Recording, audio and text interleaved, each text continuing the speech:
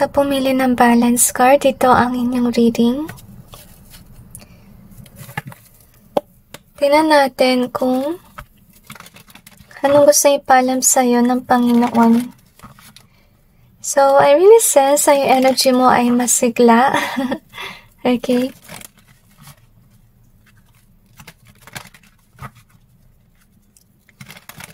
So far, na-sense ko na maganda yung iyong work or yung career na meron ka sa ngayon. At gusto sabihin ng Panginoon na mag-focus ka lang doon kung saan malaki yung pera. Maybe kasi nangyari niyan, baka meron na kayo magandang high-paying job, tapos gusto mong pang magnegosyo. So, I feel like parang di mo kakayanin. So, sa ngayon muna, isa muna. So, yun yung gusto sabihin ng Panginoon. Parang gusto niya sabihin sa'yo na makontenta ka muna sa isa. Or kung gusto mo mag-trial test ka muna, kung kakayanin mo ba na may negosyo ka at meron ka ring career na nag-work ka sa company. So far, I feel here na gusto sabihin sa'yo ng Panginoon na naunawaan naman niya kung ba't gusto mo ng negosyo. Kasi baka naman gusto mo sana na meron kang pagkakakitaan kapag ikaw ay nag-resign na. Kasi sa ngayon, balance card, na feel ko na hindi pa tamang panahon sa'yo na magnegosyo. Kasi I feel na maganda na kasi nangyayari sa'yo sa career, sa company. Pero na-feel ko na gusto mo lang tulungan yung iyong kapatid or kamag-anak na meron din negosyo para siya yung masenso. So, pero gusto sabihin sa'yo ng Panginoon, focus ka muna sa career. Okay, so, I feel na naiyak ka kasi naawa ka dun sa taong yun. Honestly. So, i-clarify natin.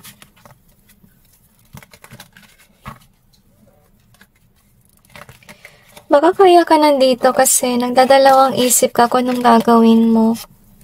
So, to be honest, yung gawin mo muna is sundin mo yung payo sa inyo ng Panginoon. At kapag lubos ka ng yumaman or masenso ka na, saka mo palang matutulungan yung kapatid mo or kamag-anak mo na nangangailangan ng tulong. At saka umiwas ka sa mga tao na palaaway, nasiga sa iyong buhay. So, I feel na meron ka rin namimiss na tao sa iyong buhay. At na-feel ko na yun yung dahilan ba't ka rin nalulungkot. Hugs to you. Okay. May nasense ako na magandang vibe. Kaya ako nangiti, okay? So far, may namimiss kayo siguro na aso or alaga, pusa. I feel here na gusto mong i-take home pero siguro wala pa sapat na money to actually acquire it, okay? I feel na kailangan mo talaga mag-ipon. Kasi feeling ko kung magkakanegosyo ka, baka lalo ka magkaroon ng issue sa pera, okay? So, gusto sabihin ng Panginoon na mahalin mo yung iyong trabaho. At with regards to this one, I feel like it's not with regards to a baby. I feel like it's more about a project that you're thinking about. Can be bagong negosyo. I feel here na yun nga, gusto ng Panginoon na dito ka mag-focus. And we have the worthy being here. So far naman, meron kang kakayahan. Siguro ito yung nasa isipan mo, pero ayaw ng Panginoon na nahati yung intention sa dalawa. To be honest, kasi look at this one. Ito yung mangyayari, okay? Maging hati ka din, na to the point na mamimili ka anong mas importante. Yung nag-work ka sa company or pinupush forward mo yung negosyo. Okay? So, gusto sabihin ng Panginoon, mag-focus ka sa bagay na nagbigay sa'yo ng maraming money. As you can see, wag mo na sa negosyo. Pero with regards sa rejoice being here, so gusto sabihin ng Panginoon na matuwa ka sa current na trabaho mo sa ngayon. Feel na naiyak ka kasi gusto mo talaga tong negosyo eh. Pero na-feel ko talaga, hindi pa siya perfect timing for you. So we have this one, worship and faith, okay? And eternal love. So far, I feel na naiyak ako dito kasi gusto sabihin ng Panginoon na huwag kang mag-alala. Maybe pinagdasal mo to na gusto mo magnegosyo, gusto mo ng ganito at ganyan. Gusto sabihin ng Panginoon na mahal ka niya at gusto niya tuparin yung iyong pangarap. But for now, God wants you to know na He acknowledges na I feel na madasalin kayo tsaka talagang malapit kayo sa Panginoon at God really likes it, okay?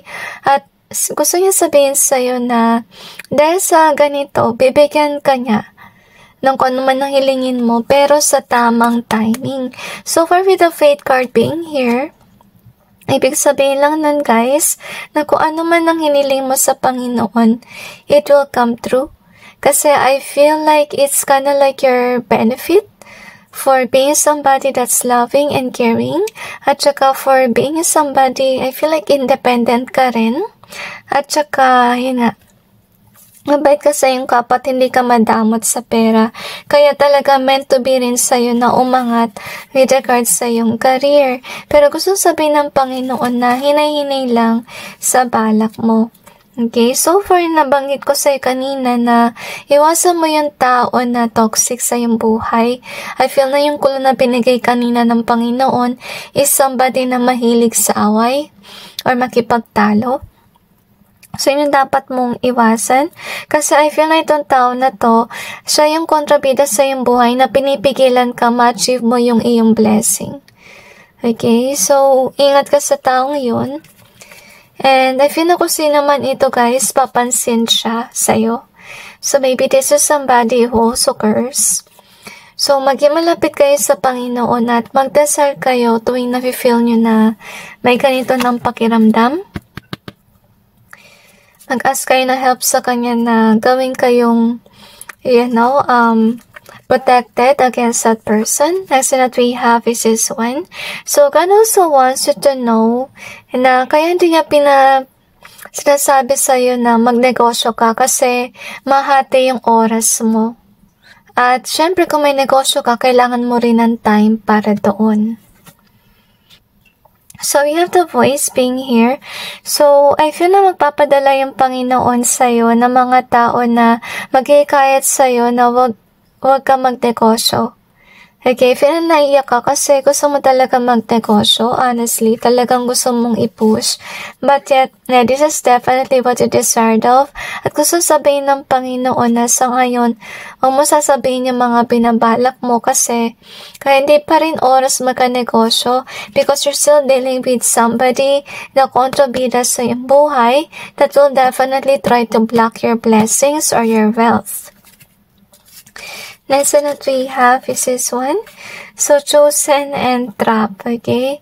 So, I'm feeling na talagang ayon talaga na God na mag-business ka kasi with regards sa trap dito, ibig sabihin lang nun na may potential na hindi mag-grow yung business. I will just give you an example, okay? Kasi, syempre may awa yung Diyos sa atin. May mga tendency guys na, let's say, pinagsabay natin yung negosyo at saka yung career na nag-work sa company. Observe mo na, saka nagkakaroon ng kliyente, mga paisa-isa lang or dalawa. Kasi, nag-aalala yung Panginoon, hindi mo kakayanin kapag marami nag-order. Kasi, kawawa, yung oras mo sana for company, wala ka ng oras para dyan. So, with the balance being here, so gusto sabihin sa'yo ng Panginoon na since okay na yung iyong work life, okay, then stay there. At gusto ng Panginoon na mag-focus ka sa saving ng money. Okay? And invest on the right things. Huwag masyadong i-push sa negosyo, okay? Kasi hindi pa tamang panahon. So, tingnan natin kung ano pang meron. So, we have my love in either way. We also have the kind in either way. And we also have the cold in reverse. So far, guys, okay? Gusto ng Panginoon yung iyong energy kasi mapagmahal ka. So, yun din siguro yung dahilan kung ba't gusto mo rin magka-negosyo para makatulong ka sa iyong kapwa. So far, I feel na kailangan mo mag-focus sa work kasi you have a potential to actually reach your goals and your dreams or magkaroon ng promotion. So, pag-igihan mo sa work, we also have the lie here, and we also have, so, mag-ingat ka sa tao na masama sa iyong buhay, at saka bibigyan ka ng pagkakataon ng Panginoon. If you don't know this person, bibigyan ka niya ng clue about it, so pay attention to the red flags. So, the butterfly in reverse. We also have this one. So, ito masamang tao na to, ayaw kanya mag-accelerate sa iyong buhay. Obviously. So, you have the cheat in either way. So, ibig sabihin lang nun, itong tao na to, baka may ginagawa siya behind the scenes. I really kinda like feel like black magic user, honestly. Like this person worked behind the scenes. Anyway, so, minawarningan ka ng Panginoon about it. So, anyway, tinan natin kung ano pang meron.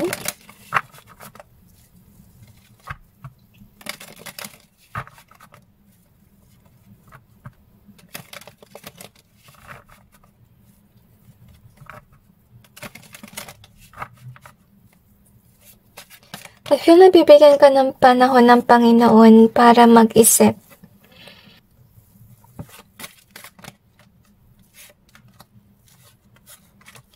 Another dimension to me. I feel like promote a business. So, gusto sabihin ng Panginoon, kung gusto mo tumulong sa somebody na nagpo-push forward ng negosyo, I feel na yung magandang gagawin mo sa kanya is i-promote mo yung kanyang negosyo. Okay? And anyway, ito yung gusto sabihin ng Panginoon na huwag mong i-lose yung focus mo kasi may imbalance yung iyong life kapag pinagsabay mo yung dalawa. So, paulit-ulit lang tayo.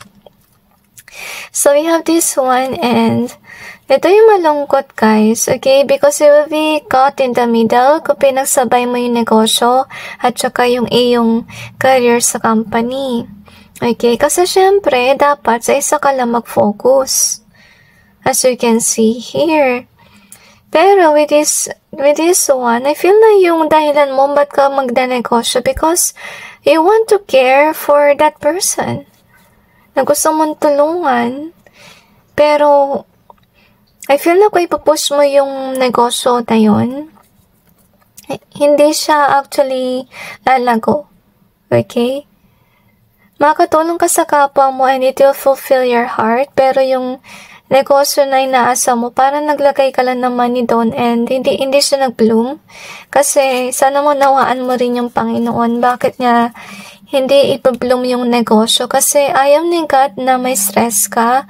Ayaw ni God na makita kanyang napapagod na tapos isasabay mo pa doon sa work mo sa company na high paying na.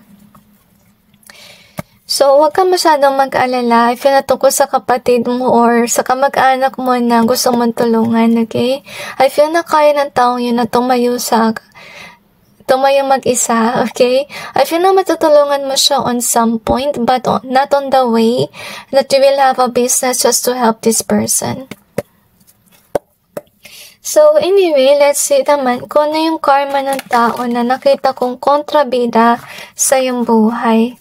Kasi I feel na this is a person na ginagawa to sa'yo kahit noon pa. So that's the reason why we're going to tackle on about the karma.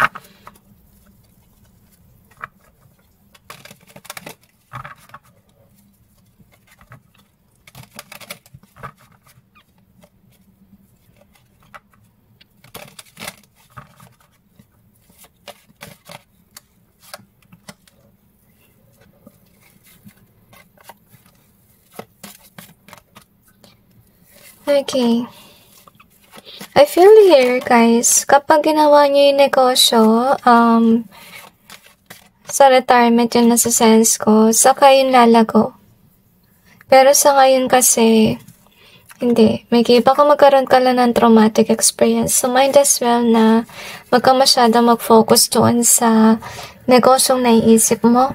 Okay, so yung karma ng taong ito, with regards sa kanyang career or sa kanyang buhay, siya ay minamalas as we can see here. Isa sa kanyang karma, may kita kanyang balance with regards sa money at saka yung buhay niya masyadong madrama. Isa yun sa kanyang karma at hindi kanya mapipigilan na you are in this go-getter phase. Actually, ito yung na-sense ko nung pagbuklat ko pala ng reading mo na parang energetic, masaya, okay? So, I feel na kaya ka masaya kasi malapit ka sa Panginoon. At saka, I really feel na busilak yung kalooban mo na tumulong sa kapwa, which is definitely good, okay? So, yung kanyang karma rin, I feel here na wala siyang tunay na kaibigan. Yung mga tao sa kanyang paligid, kagaya din niya, na salbahe at hindi tunay na kaibigan. I feel na naiyak siya dahil dito kasi nawawala na siya ng gana sa mga taong walang utang na loob. Yun ang nasa sense ko. Isa sa kanyang karma, may kita kanya successful with regards sa yung career. Siya naman nawawala ng work. As you can see here. At saka, this person definitely will deal with people na, yun nga, hindi mapagmahal kagaya niya. So, anyway, that's it guys with regards to your reading. I just hope this may give you some insight and awareness about your situation. And God bless all of you.